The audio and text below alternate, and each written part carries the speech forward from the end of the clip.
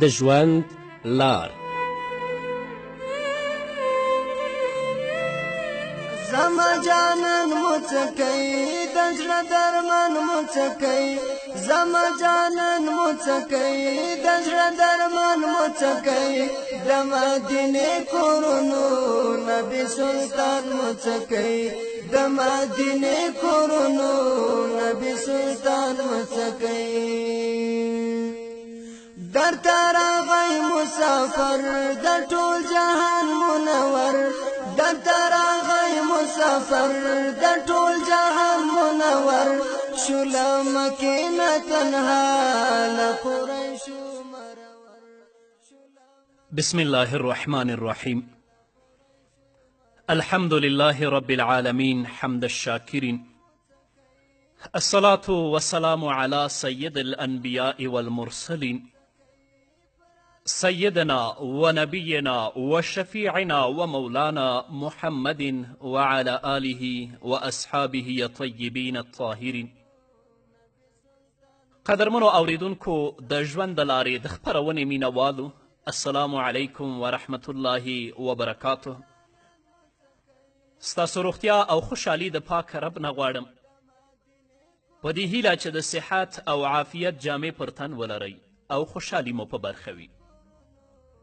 دا دی زه محمد یاسین فهیم د ژوند د لارې د خپرونې په وړاندې کولو کې ستاسو په خدمت کې یم. زموږ د نن ورځې د خپرونې موضوع بیا هم له ګناهونو څخه د خلاصون لارې.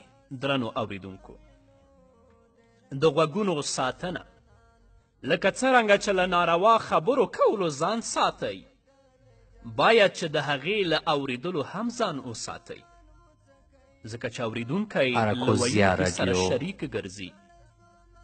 بل دا چې اوریدل د زړه وسوسې او سوچونه راپاروي، او چې کله زړه په وسوسو او سوچونو کې مشغول شي نو بیا عبادت ته پکې څه پاتې نشي. په دې پوه شه، هغه خبرې چې د انسان زړه ته د اوریدلو له لارې راځي د هغه خوړلو په څیر دي چې د خولې له لارې ګېډې ته ورداخلیږي، چې ځینې ضرري وي او ځینې ګټور، ځینې د بدن د نمو لپاره وي او ځینې زهر وي. بلکې د خبرې صفاوالی او زړه ته یې راتګ ګېډې ته د خوړلو له صفاوالي او راداخلیدلو څخه زیات مهم دی. خوراک خو له معدې څخه په خوب او داسې نورو سره لرې کیږي، او کیدای شي چې د یو څه وخت لپاره تاثیر پاتې شي او بیا لرې شي، او د اثر د لرې کیدلو لپاره یې دواګانې موجودې دي. خو هغه خبرې چې د غوږونو له لارې زړه ته ننوځي کیدای شي ټول عمر پکې پاتې شي او هیڅکله هیرې نشي. که هغه خرابې او ناروا خبرې وي نو بنده به همیش ورسره په تکلیف کې وي، او د هغې له امله به یې په زړه کې نور تکلیفونه او وسوسې پیدا کیږي. او که چیرې یو څوک غوږونه له ناروا، لایعنی او چټي خبرو څخه وساتي نو له هغه تکلیفونو به په آرام کې وي. الله رب العزت د مؤمنانو او خپلو خاصو بندگانو په صفتونو کې دا هم ذکر کړي چې هغوی په باطلو کارونو کې نه مشغولیږي او نه چټي او عبس خبرې اوري. الله رب العزت په خپل کلام کې په سورة فرقان کې 82 آیت کې فرمایي: والذین لا یشهدون الزور واذا مروا باللغو مروا کراما. الله رب العزت په خپل کلام کې په سورة فرقان کې 82 آیت کې فرمایي: والذین لا یشهدون الزور واذا مروا باللغو مروا کراما. او بندگان د رحمان هغه کسان دي چې باطلو کارونو او دروغو ګواهیو ته نه حاضریږي، او کله چې په چټي او عبسو مجلسونو تیریږي نو مخ ورڅخه اړوي او ځانونه ورڅخه ساتي. همدارنګه علامه ابن قیم په خپل کتاب کې مدارج السالکین کې لیکي چې محمد بن حنفیه رحمه الله وایي له لغوه او چټي کار څخه مراد سندرې دي. او عبدالله ابن مسعود رضی الله تعالی عنه فرمایي: الغناء ينبت النفاق في القلب كما ينبت الماء البقل. سندرې په زړه کې منافقت داسې رازرغونه کوي لکه اوبه چې سابه یا ترکاري رازرغونه کوي، نو سندرې او ټنګ ټکور او د دې آلات دا د شیطان له هغو لویو وسایلو او لارو څخه دي چې د انسان زړه پرې فاسدوي. همدارنګه الله رب العزت په خپل کلام کې په سورة لقمان کې 6 آیت کې فرمای: ومن الناس من يشتري لهو الحديث ليضل عن سبيل الله بغير علم ويتخذها هزوا اولئك لهم عذاب مهين. او ځینې له خلکو څخه هغه دي چې له حق څخه اړوونکې او عبس خبرې اخلي د دې لپاره چې په ناپوهي سره د الله له لارې څخه خلک واړوي او د الله آیتونه په مسخرو او ټوکو سره ونیسي، نو د داسې خلکو لپاره سپکوونکی عذاب دی. مفسرین کرام وایي لهو الحدیث ټولې هغه عبس خبرې دي چې بنده د الله له عبادت او ذکر څخه اړوي، لکه قیسې، خندا راوستونکې خبرې، خرافات، سندرې او داسې نور. د اوسني وخت له فتنو څخه یوه هم د زنا او د هغې د وسایلو زیاتوالی دی چې په دې کې موسیقي، فاحشې او بېباکه سندرې شاملې دي. نن سبا ډیر خلک په داسې ګناهونو کې اخته دي او ځینې خلک خو د زنا دغسې وسایلو ته ناروا نه وایي چې په دې توګه هغوی د محمد رسول الله د هغه حدیث مصداق وګرځېدل چې رسول الله فرمایي لیکونن من امتی قوم یستحلون الحر والحریر والمغازف. د ابو داود حدیث دی.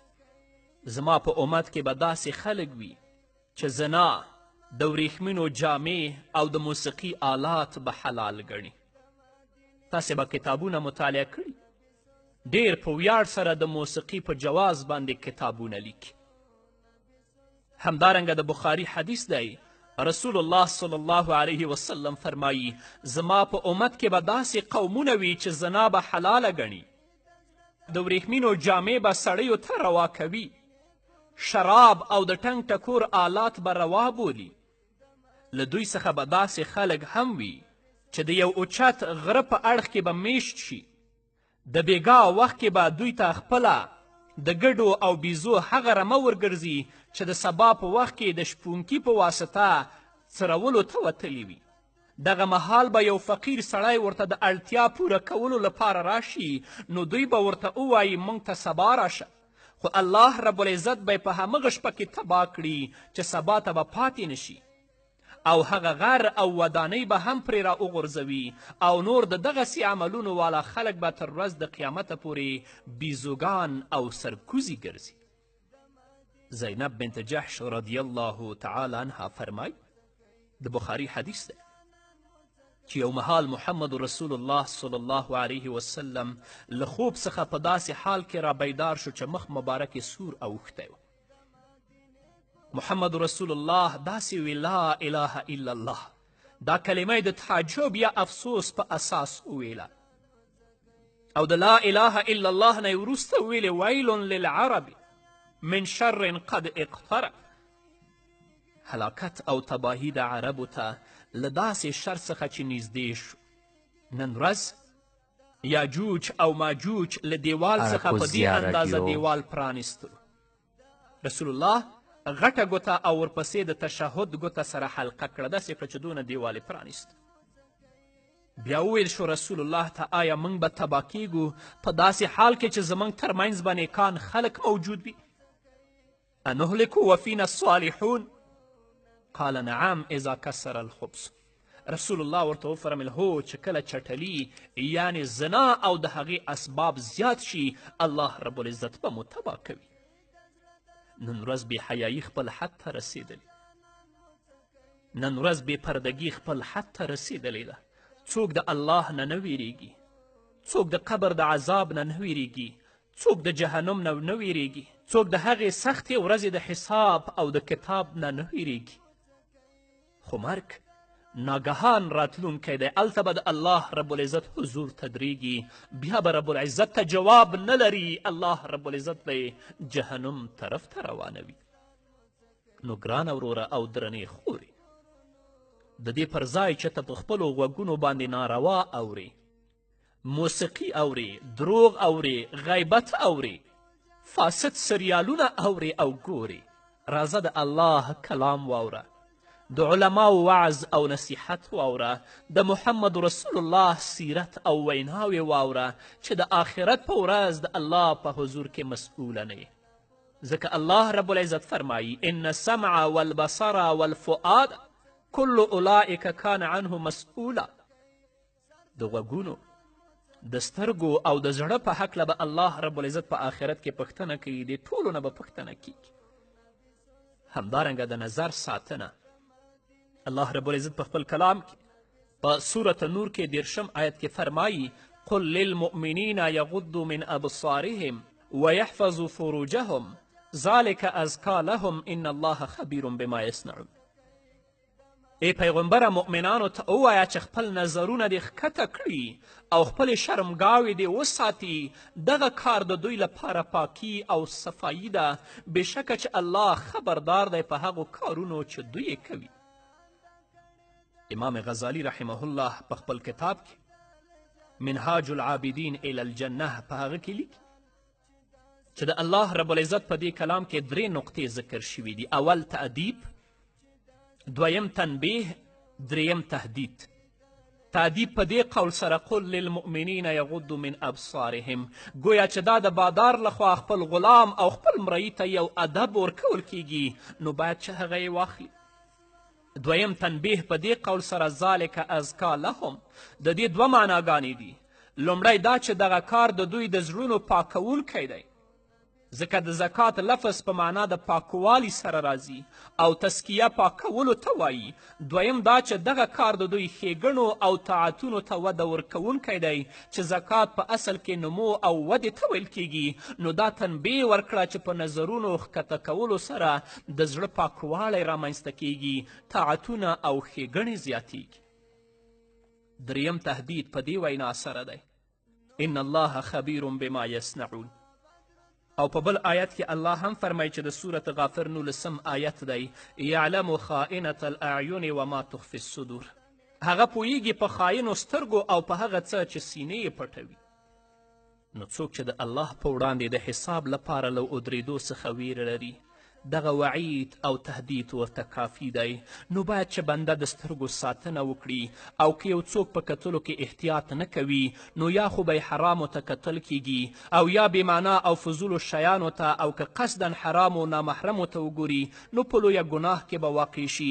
همداراز زړه به مشغول او خراب شي، او که الله ورباندې رحم ونه کړي نو د زنا په ګناه کې همدارنګه فضولو شیانو ته کتل هم زړه مشغولوي او هم وسوسې منځته راوړي، او د نظر په ښکته کولو او ساتنې سره په عبادت کې خوند پیدا کیږي، په طاعت کې خوږوالی او حلاوت راځي او زړه صفا کیږي. په مسند احمد کې راغلی دی محمد رسول الله فرمایي النظر سهم مسموم من سهام ابلیس. کتل د شیطان له غشو څخه زهرجن غشی دی. امام ابن قیم رحمه الله په خپل کتاب کې الجواب الکافی لمن سأل عن دواء الشافی کې لیکي په نظر او کتلو کې احتیاط نه کول د ډیرو لویو پیښو او پریشانیو رامنځته کیدلو سبب دی. له لومړي نظر څخه په زړه کې سوچ پیدا کیدل راځي، بیا له هغې فکر پیدا کیږي او له فکر څخه شهوت منځته راځي، بیا شهوت اراده زیږوي، اراده قوي کوي تر دې چې عزم او تصمیم نیولو ته ورسیږي. بیا که چیرې کوم مانع او خنډ نه وي نو حتما فیل واقع شي. نو ځکه خو ویل شوي دي چې د نظر په ښکته کولو باندې صبر کول آسان دي په نسبت د وروستنیو حالاتو. د هغې هره پیښه او غم له لیدلو او کتلو څخه سرچینه نیسي. تاسې نه وینئ چې دغه لوی اور له وړوکي بڅرکي څخه را پیدا کیږي. الله دې زموږ د نظرونو او زموږ د سترګو ساتنه وکړي. په همدې هیله قدرمنو اوریدونکو نور به م واورو، خو د یوې دمې نه وروسته. درمان مو څه کوي د مدینې کورونو، نبي سلطان مو څه کوي د مدینې کورونو، نبي سلطان مو څه کوي. درته راغی مسافر د ټول جهان منور، درته راغی مسافر د ټول جهان زما جانان مڅکې د زړه درمان مڅکې زما جانان مڅکې د زړه درمان مڅکې د مدینه کورونو نبی سلطان مڅکې د مدینه کورونو نبی سلطان مڅکې در تراغی مسافر در ټول جهان منور در تراغی مسافر در ټول جهان منور شولا مکینه تنها لقریش مرور. قدرمنو اوریدونکو بیا هم زموږ سلامونه ومنئ. علامه ابن قیم رحمه الله فرمای الله رب العزت هیڅ یو مرض نه دی رالیږلی مګر دا چې علاج یې ورسره هم رالیږلی دی چې څوک ورباندې پوهیږي او څوک ورباندې نه پوهیږي. نو د ناروا کتلو د مرض درملنه په دې سره ده چې لومړی ماده له منځه یوړل شي، په دې معنا چې ناروا کتل اصلا ونه شي، او که چیرې ناروا کتل صورت ونیسي نو بیا یې علاج په پرېښودلو او منع کولو سره دی. او که وغواړي چې له ابتدا څخه په دې مرض اخته نه شي تر څو له پریشانیو او غمونو څخه خلاص شي نو باید چې د نظر ساتنه وکړي او د نظر د ساتلو هغه متعددې ګټې او فایدې چې دي هغه باید رایادې کړي. د نظر ساتلو او د نظر ښکته کولو اوله فایده، نظر ښکته کول د هغه الهي امر عملی کول دي چې د انسان د دنیا او آخرت نیکبختي ورپورې تړلې ده. د هیڅ یو بنده لپاره په دنیا او آخرت کې زیات ګټور پرته د الله د امر په ځای کولو څخه بل څیز نشته دی، او هیڅ انسان په دنیا او آخرت کې له بدبختي سره نه دی مخ شوی مګر د الله د اوامرو په ځای کولو سره. ته چې د الله رب العزت اوامر پر ځای کوي په دنیا او په آخرت کې د دې نه لویه نیکبختي بله نشته، او ته چې د الله رب العزت د اوامرو او د احکامو نه سرغړونه کوي د دې نه لویه بدبختي بیا په دنیا کې بله نشته. دویمه فایده، نظر ښکته کول انسان ته د زهرجن غشي اثر نه راپرېږدي. هغه غشی که زړه ته یې ورسیږي کیدای شي چې له مرګ او تباهي سره یې مخ کړي. درېیمه فایده، نظر ښکته کول او د نظر ساتنه زړه له الله سره تړي او الله طرف ته متوجه کوي، او کله چې د نظر ساتنه نه کیږي نو بیا زړه پراګنده حیران او له الله رب العزت څخه لرې وي. همداراز د نظر بېمهاره پرېښودل زړه ته ډیر خطرناک وي چې په دې وجه د بنده او د هغه د پالونکي ترمنځ وحشت او نابلدتیا رامنځته کیږي. څلورمه فایده، نظر ښکته کول او د نظر ساتنه زړه قوي کوي، زړه ته خوشحالي وربخي، او د دې برعکس نظر نه ساتل زړه کمزوری کوي او له غم او خفګان سره مخ کوي. نو که غواړي چې الله دې زړه قوي کړي، که غواړي چې الله رب العزت دې زړه ته خوشحالیانې ور په برخه کړي د خپل نظر ساتنه وکړه، ځکه هغه کسان چې د خپلو نظرونو او د خپلو سترګو ساتنه نه کوي د هغوی زړه ضعیف وي، همدارنګه تل لپاره په زړه کې غم، اندوه او حسرتونه پراته وي. پنځمه فایده، نظر ښکته کول زړه رڼا کوي. په سورت نور کې الله رب العزت د نظرونو ښکته کولو امر څخه وروسته د هغې په تعقیب سره فرمایي الله نور السماوات والارض مثل نوره کمشکات فیها مصباح قل للمؤمنین یغضوا من ابصارهم. د دې نه وروسته بیا الله وایي الله نور السماوات والارض مثل نوره کمشکات فیها مصباح. الله د آسمانونو او د ځمکې رڼا کوونکی دی او د هغه رڼا د چاختې په څیر ده چې ډیوه پکې ایښې وي. شپږمه فایده، نظر ښکته کول بنده ته ریښتینی فراست او هوښیارتیا ورکوي چې د هغې په واسطه د حق او باطل ترمنځ او د دروغ ویونکي او رښتیا ویونکي ترمنځ توپیر کوي.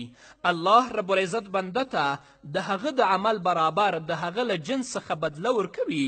نو څوک چې له حرامو څخه سترګې بندې کړي د هغې په بدل کې به د بصیرت یعنی د زړه دید او رڼایي ور په برخه کړي او د علم، ایمان او معرفت دروازې به ورته الله را پرانیسي. او خو څوک چې د نظرونو ساتنه نه کوي هغه لپاره بیا دا شیان نشته.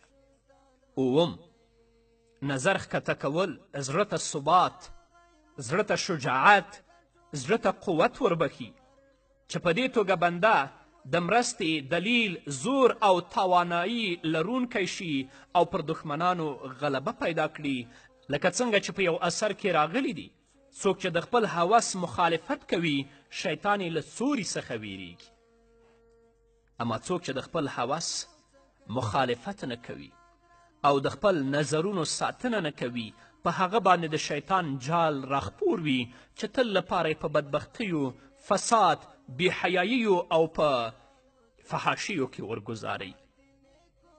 اتمه فایده، نظر ښکته کول او د نظر ساتنه زړه ته د شیطان لارې بندوي او شیطان د نظر له لارې زړه ته ډیر په سرعت سره ورننوځي.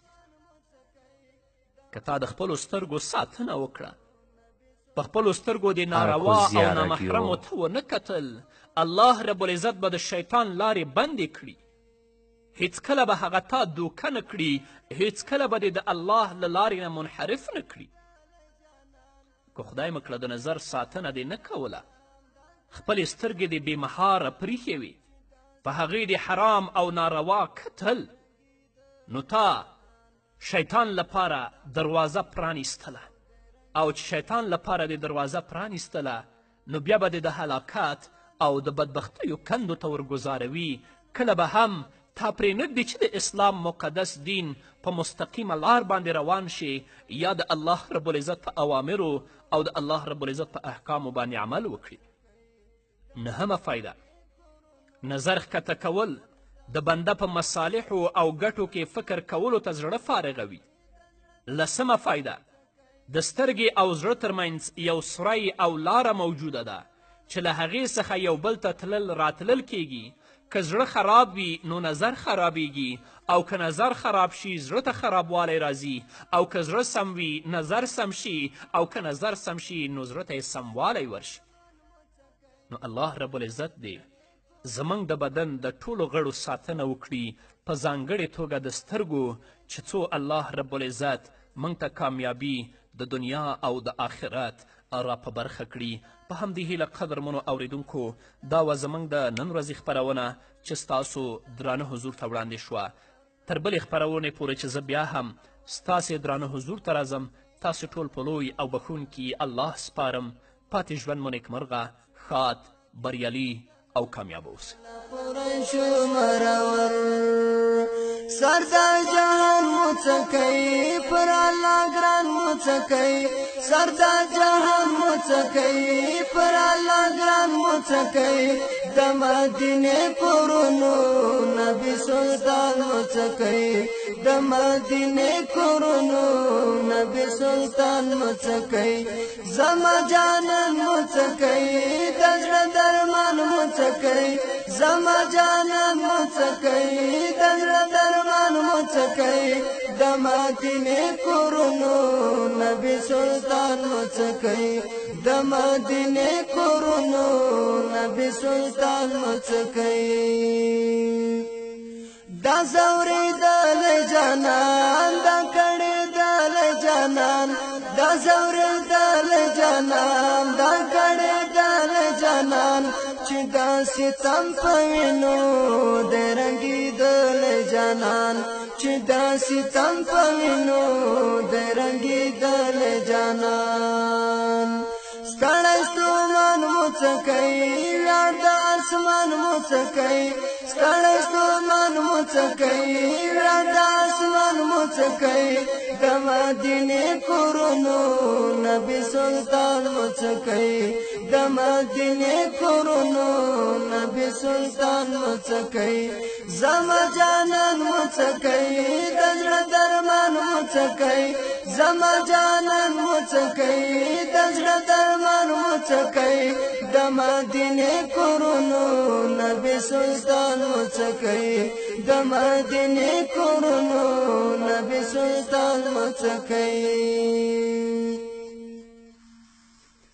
نور الهدى مصطفى بدر الدجى مصطفى، نور الهدى مصطفى بدر الدجى هلته میلمه ته راغی په اجازه د الله دوست سبحان متکی د سر سایوان متکی دوست سبحان متکی د سر سایوان متکی د مدینه کورونو نبی سلطان متکی د مدینه کورونو نبی سلطان متکی زما جانان متکی د زړه درمان متکی زما جانان متکی د زړه درمان متکی د مدینه کورونو نبی سلطان متکی د مدینه کورونو نبی سلطان متکی راته یادېږي مدام